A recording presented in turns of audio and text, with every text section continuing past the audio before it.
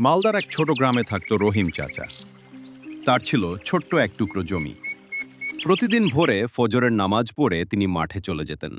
রোদ, বৃষ্টি, ঝড় কিছুই তাকে থামাতে পারত না। কিন্তু এই বছরটা ছিল খুব কঠিন। বৃষ্টি সময় মতো হয়নি, ফসল শুকিয়ে যেতে লাগলো।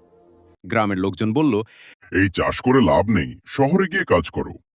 রহিম চাচা হেসে বললেন, মাটি আমাকে কখনো ঠকায়নি, আমি মাটিকে ছাড়বো না। তিনি নতুন পদ্ধতিতে চাষ শুরু করলেন। মোবাইলে ইউটিউব দেখে আধুনিক কৃষি পদ্ধতি শিখলেন। ড্রিপ সেচ ব্যবহার করলেন।